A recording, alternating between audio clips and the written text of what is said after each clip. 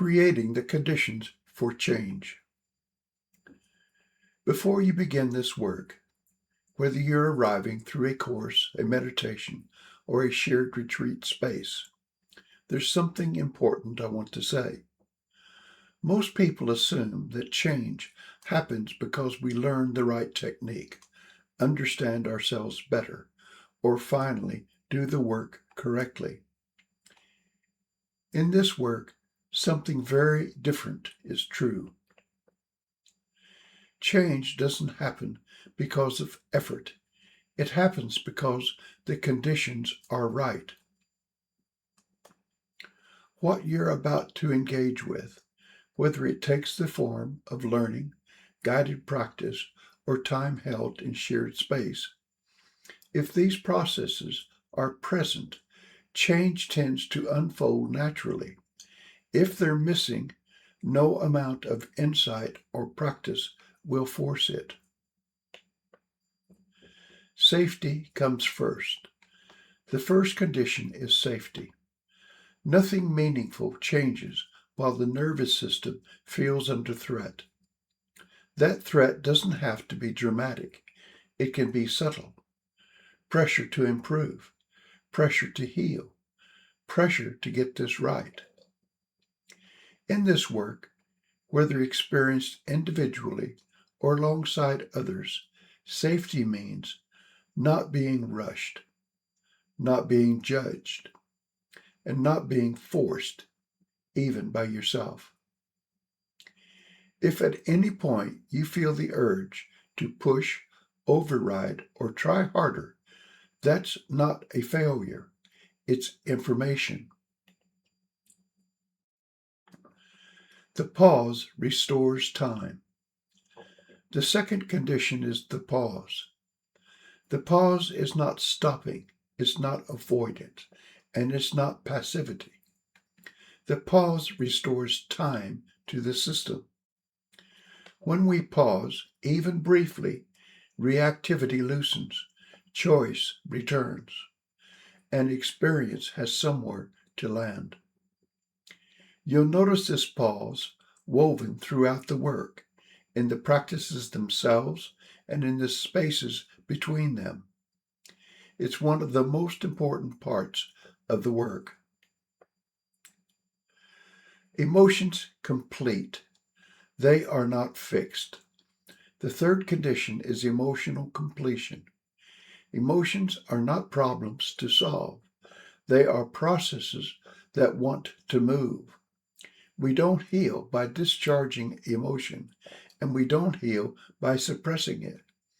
We heal by staying present while it completes its natural cycle. If emotion arises during this work, quietly or unexpectedly, it doesn't mean something has gone wrong. Very often it means something has finally been given enough space to finish. What persists shapes experience. The fourth condition has to do with energy, and by energy, I don't mean anything abstract or mystical. Energy here simply means what persists. What conditions without movement begins to organize experience. Thought patterns persist, emotional charges persist, nervous system states persist. This work isn't about forcing change. It's about allowing movement where something has been held for a long time. Discernment restores authority. The fifth condition is discernment. Not everything you feel belongs to you, and not everything that belongs to you needs to be fixed. Not everything that arises needs to be acted on, explained, or shared. Discernment helps you notice the difference between intuition and reaction, sensitivity and overwhelm, presence and over-responsibility. As discernment grows, so does inner authority, and healing becomes steadier, calmer, and more sustainable.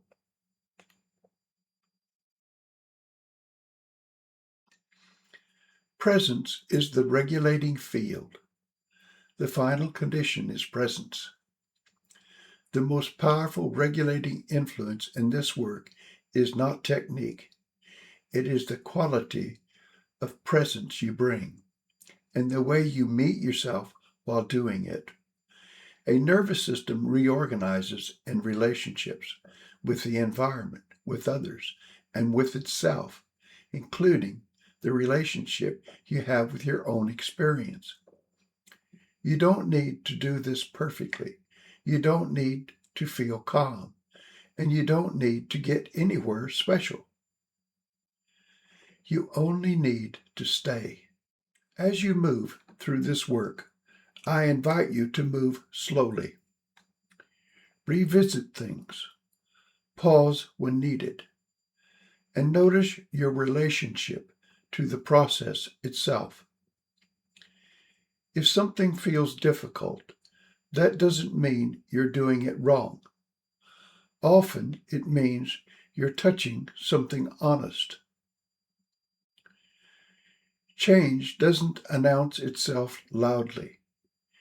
It usually arrives as a little more space, a little more choice, and a little more kindness towards yourself. That's how this work unfolds.